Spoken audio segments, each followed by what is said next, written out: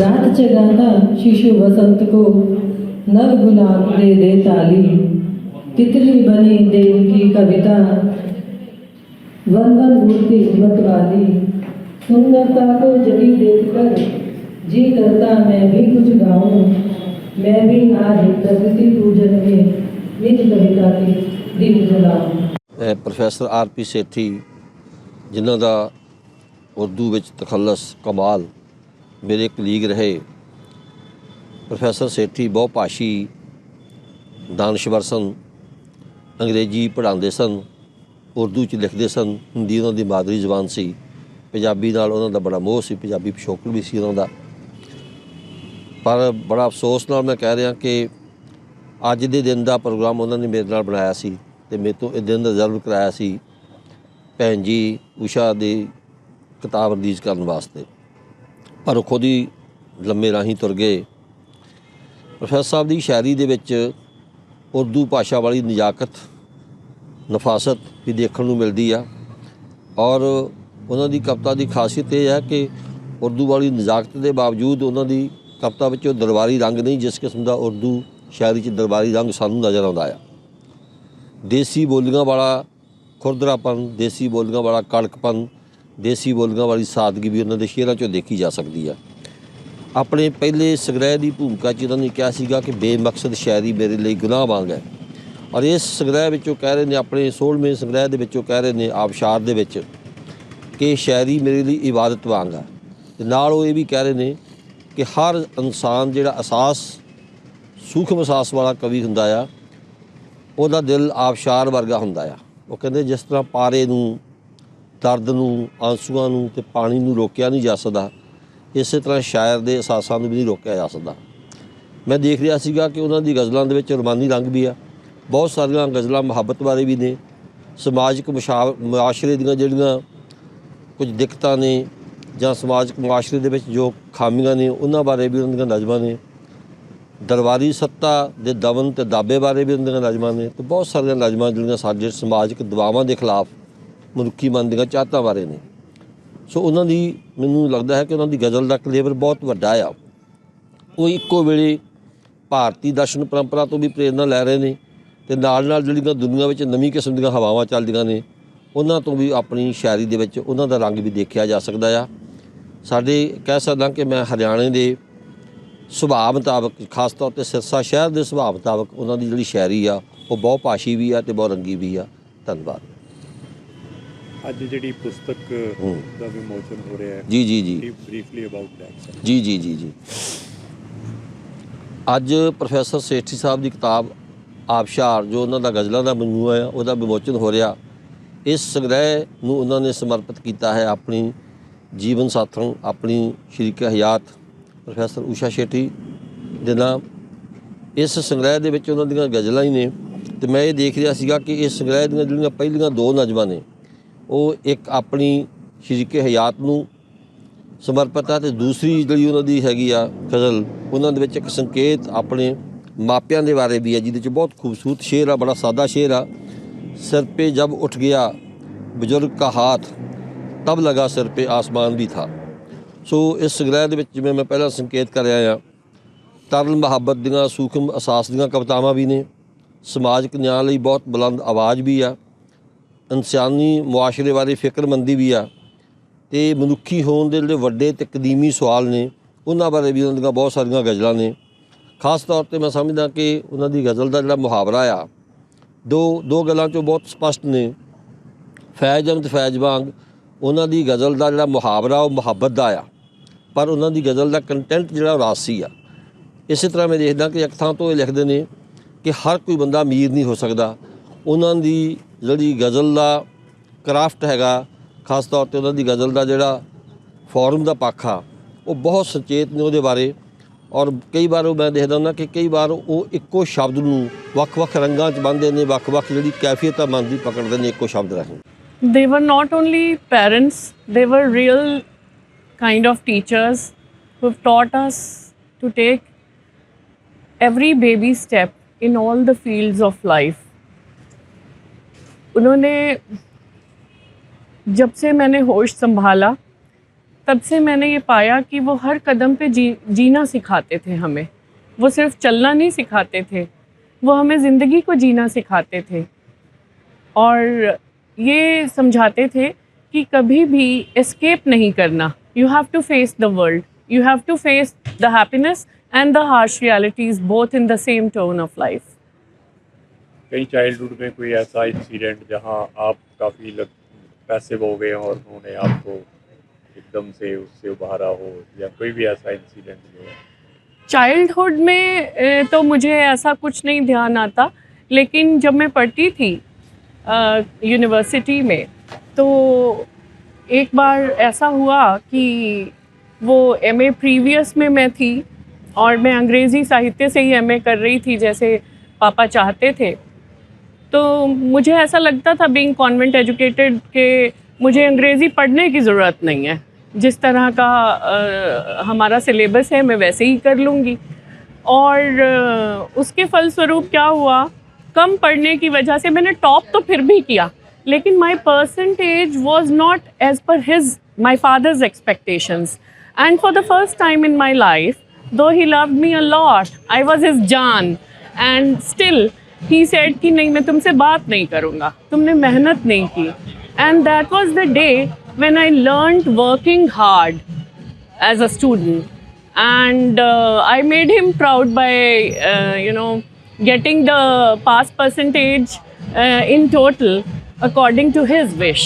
So you wanted to put your best feet forward. Yeah, that's very true. Leaving anything short of perfect. Yeah, that's very true. Though he was a perfectionist and I can never match his potentials and talents, but still I will try my best as it was his wish as a father.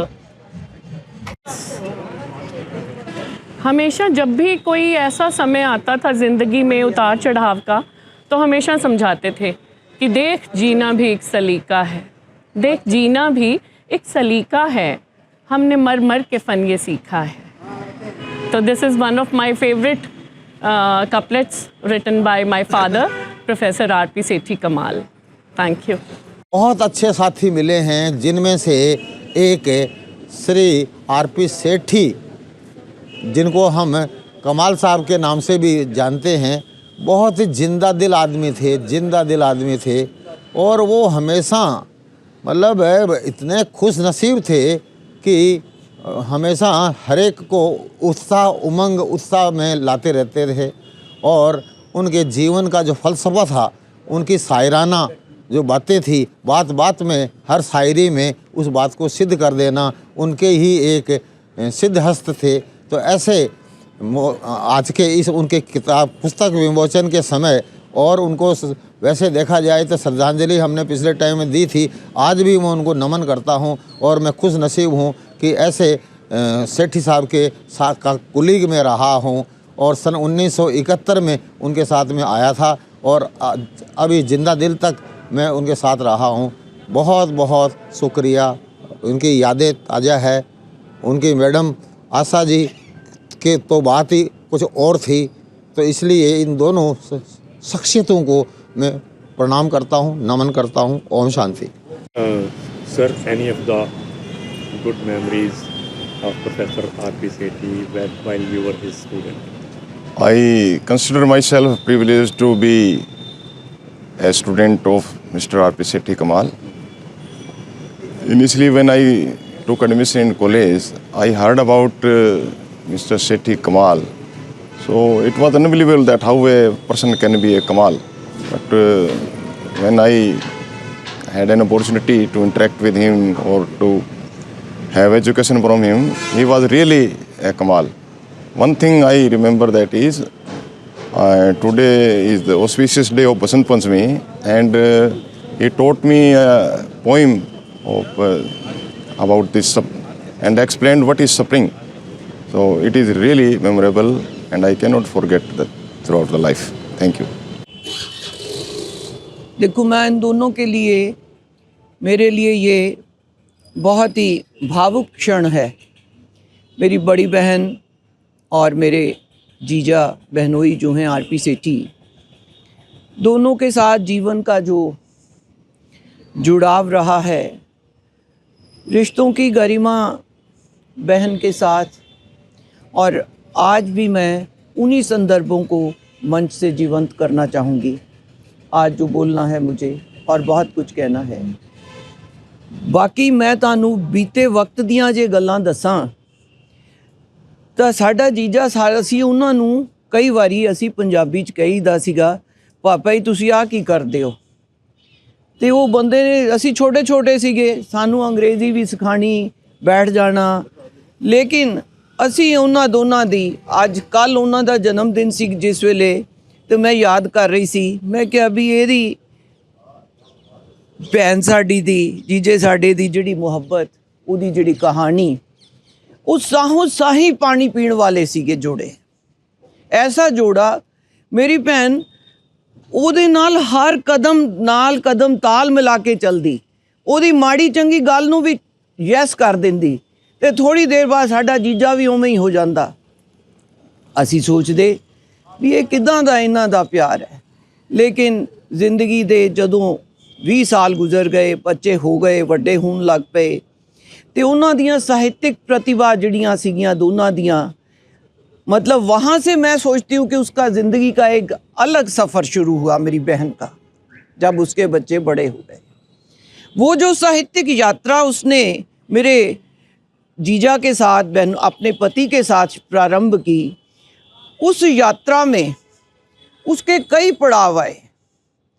उन पड़ावों में से एक पड़ाव जो मैं हमेशा अंत तक उसे कहती रही कि दीदी ये बंदा आपको एक क्षण भी अलग नहीं होने देता, हर वक्त आपके साथ रहता है, और आपकी आज़ादी, ओ बेबी तू ये गल्लां छड्ड, हुण मैं सारी जिंदगी गुजारती इहदे नाल, हुण मैं की लैना। एवें ही मेरी ये नाल रूह मिली हुई है, और बेबी हुण तां मेरा तुरन दा सफ़र आ गया। भैन साडी नूं पता सीगा बीमार हो गई सीगी, ते और अक्सर अखां झंझू भर लैंदी, कदी कुछ कहंदी, लेकिन मेरे बहनोई ने भी, मेरे जीजा ने मेरी बहन की विरासत को बाद में बड़ा संभाल के रखा। ਤੁਹਾਡੀ ਗੱਲ ਤੋਂ ਜਾਪਦਾ ਹੈ ਕਿ ਦੋਨੋਂ ਸਪਾਊਸਸ ਵਿੱਚ ਬੜੀ ਅੰਡਰਸਟੈਂਡਿੰਗ, बहुत ज़्यादा ਲੜਦੇ ਵੀ ਸੀ ਜਾਂ ਤੁਹਾਡੀ ਮੈਮਰੀ 'ਚ ਕਦੇ ਲੜੇ ਨਹੀਂ? ਲੜੇ, ਉਹ ਤਾਂ ਵਾਧੂ ਲੜਦੇ ਸੀਗੇ, ਇੰਨਾ ਲੜਦੇ ਸੀਗੇ। ਉਹ ਸਾਡਾ ਜੀਜਾ ਤਾਂ ਉਹਨੂੰ 1 ਮਿੰਟ ਆਪਣੇ ਨਾਲੋਂ ਲੱਗ ਨਹੀਂ ਸੀ ਹੋਣ ਦਿੰਦਾ। ਤੇ ਜੇ ਅਸੀਂ ਕਹਿੰਦੇ ਕਿ ਬਈ ਤੁਸੀਂ ਇਹ ਦੀਦੀ ਨੂੰ ਥੋੜ੍ਹੇ ਦਿਨ ਤਾਂ ਸਾਡੇ ਕੋਲ ਛੱਡ ਦਿਆ ਕਰੋ, ਨਹੀਂ ਬੇਬੀ ਇਹ ਕਿੱਦਾਂ ਪੋਸੀਬਲ ਹੈ। ਰਹਿੰਦੇ ਹੀ ਨਹੀਂ ਸੀ ਦੂਜੇ, ਇੱਕ ਦੂਜੇ ਬਿਨਾਂ ਨਾ ਦੀਦੀ ਰਹਿੰਦੀ, ਦੀਦੀ ਆ ਤਾਂ ਕਰਦੀ ਸੀਗੀ, 2-4 ਘੰਟੇ ਕੱਢ ਲੈਂਦੀ ਸਾਡੇ ਨਾਲ ਗੱਲਾਂ ਬਾਤਾਂ ਕਰਨ ਲਈ, ਲੇਕਿਨ ਜੀਜਾ ਮੁੜ ਤੋੜ ਕੇ ਫੇਰ ਸਾਡੇ ਕੋਲ ਹੀ ਆ ਜਾਂਦਾ ਸੀਗਾ। ਉਹ ਕਹਿੰਦੇ ਆ ਨਾ, ਮੇਰੋ ਮਨ ਅਨਤ ਕਹਾਂ ਸੁਖ ਪਾਵੇ, ਜਿਉਂ ਜਹਾਜ਼ ਕੋ ਪੰਛੀ पुनी उड़ी जहाज पे आए। वो दोनों एक दूसरे के पूरक थे, लड़ना मरना जीना मरना सब एक दूजे दे नाल जुड़िया होया सीगा उन्हां दा। बड़ी विचित्र अद्भुत प्रेम कहानी सी। मैं तो अज भी रोनी हाँ, याद करदी हाँ, फिर सोचदी हाँ इस संसार च किसी ने रहना नहीं, सब ने तुर जाना हौली हौली। जो जिहदे कर्मां च लिखिया, नसीबां च लिखिया, उन्हें उन्ना वंड के जाना या दे के जाना। ये गल है, बड़ी अमिट प्रेम कहानी दोनों की। एक छोटी सी बात मैं ऐड करूँगी कि मैं बहुत प्राउड फील करती हूँ कि मैं उन दोनों की बेटी हूँ, और उससे भी ज़्यादा प्राउड फील करती हूँ कि जो उन्होंने तखल्लुस रखा अपना कमाल, वो इतना सटीक और सुंदर था। कभी कभी एहसास होता था कि शायद ये अपनी तारीफ़ है उनकी अपने मुँह से, लेकिन जब उनकी शायरी का एक एक अक्षर पढ़ते थे तो महसूस होता था कि इससे बेहतर तखल्लुस प्रोफेसर आरपी सेठी के लिए, कमाल से अच्छा तखल्लुस और कोई संभव नहीं।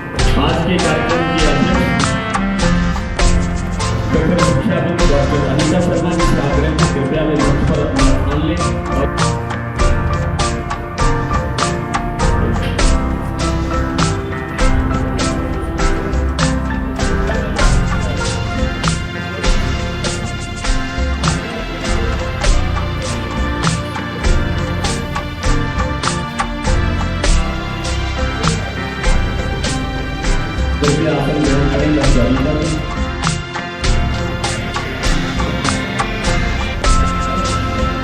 इससे पहले कि कार्यक्रम का विधिवत आरंभ किया जाए, शुरुआत की जाए, आप सब अपने स्थान पर चप्पल घड़ी के साथ इस आयोजन में शामिल हो सकते हैं।